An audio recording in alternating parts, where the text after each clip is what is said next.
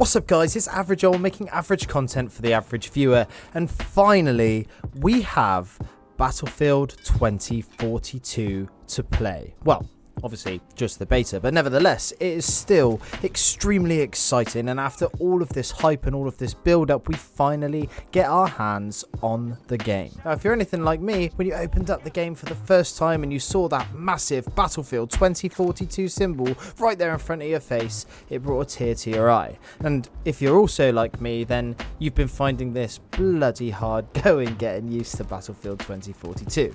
For me personally, I've really struggled with a number of things and I've found myself dying an awful lot. Now, that might just be because I'm completely trash at the game, but also I think that there are a few things within the game that are less than obvious, and so I have devised my top 5 tips for the Battlefield 2042 beta that you might not know. Now obviously some of you might know a few of these tips, and if you have any more tips of your own, I'd love to hear them down in the comments. But without further ado, let's get on with the video.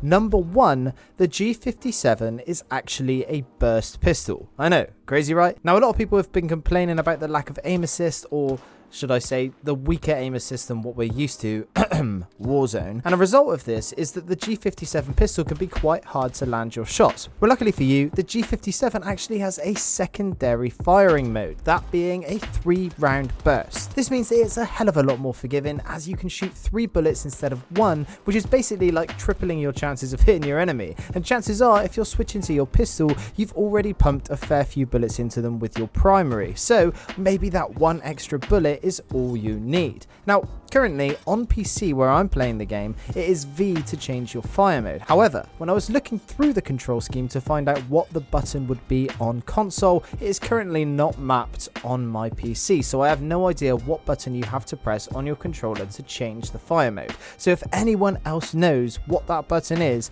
please let me know down in the comments. Number 2, you can put C5 on Casper's drones. Now look, I know this is nothing crazy considering all the stuff that has gone on in Battlefield in years gone by. However, this is an extremely simple and actually surprising way that you can root out enemies in tough to get to areas. For example, in the clip in the background, these guys were hiding on the flag and they had covered both sets of stairs, and it was very hard to get up to them if you did not have the grappling hook. So just chuck a couple C5 onto the drone, fly it up there, then quickly switch out and you can detonate it and you can get some cheap, easy kills. I have also seen people do this on like helicopters and planes and shit, but obviously I'm not that skilled and I don't have the reaction times for that, so this is the best you're going to get in this video. Anyway, moving on. How to get a Call of Duty sensitivity. Now look, I know I really shouldn't say the C word in a Battlefield video. However, what I can say is that finding the right sensitivity in this game has been a complete and utter cunt. To get something quite similar to what you're used to in Call of Duty, if you are coming from Call of Duty, what you're going to need to do is look for your soldier stick aim sensitivity. Now this is going to control the sensitivity of your soldier when you're just running around. This is when you're not ADS and you're just looking from left to right. For me personally, I found that 17 matches out about a 6 or 7 sensitivity in Call of Duty games. Now obviously your mileage might vary on this, but at the end of the day it's a great starting point. So if you stick that to 70, you'll be off on the right foot. Now next, what you want to do, whatever you make that soldier stick aim sensitivity, you need to half it for your soldier zoom aim sensitivity. This is the one that's about 4 or 5 lines down from the original sensitivity. Whatever you end up making your soldier stick aim sensitivity, just half it and this will feel exactly like Call of Duty. Now obviously there won't be the same amount of aim assist, so I can't help you in that regard, but this is definitely a great way to start if you are struggling to dial in that sense. Okay. Number 4, get more accurate shots. A lot of people, including myself, have found it extremely hard tracking targets at long distance and landing those shots in these huge open areas in this map.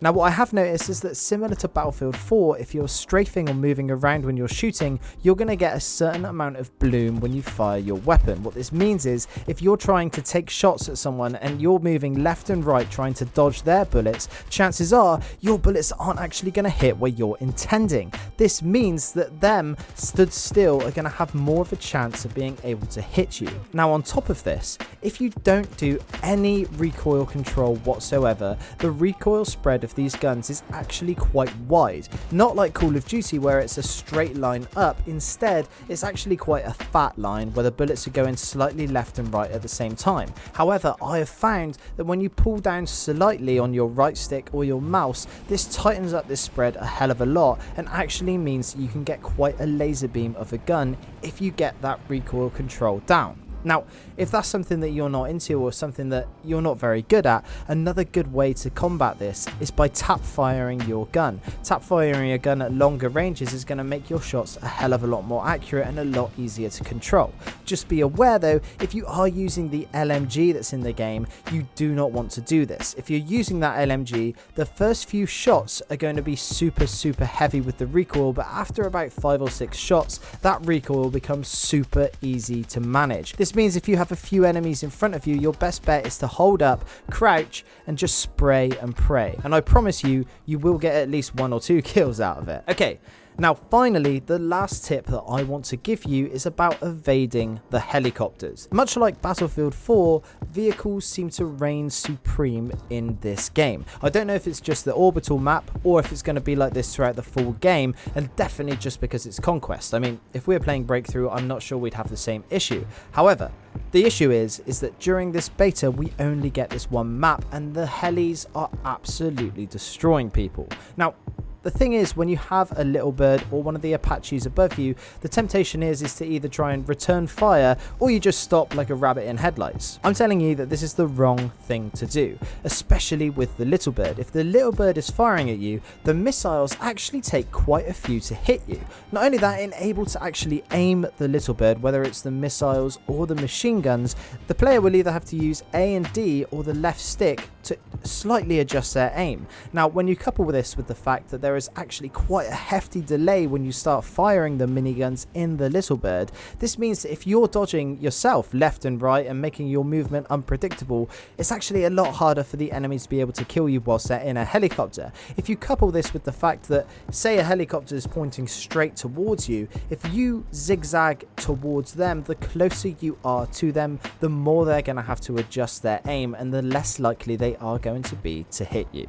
But anyway, that about wraps it up for this video. I really hope that some of these tips helped you, and I want you guys to know that I'm here for the long haul when it comes to Battlefield 2042. I know that the beta is less than polished and it's less than perfect at the moment, but it gives me so much hope for how good this game can be, and I can't wait to continue to make guides and commentaries and really go deep into this game when it releases. Now, for those of you who have watched my content for a while, you'll know that I love to see who sticks around until the end. So if you're still here, I'd like you to let me know by answering this question down in the comments. Have you been playing the Battlefield 2042 beta? And if so, what are your thoughts? Anyway, that's it from me today.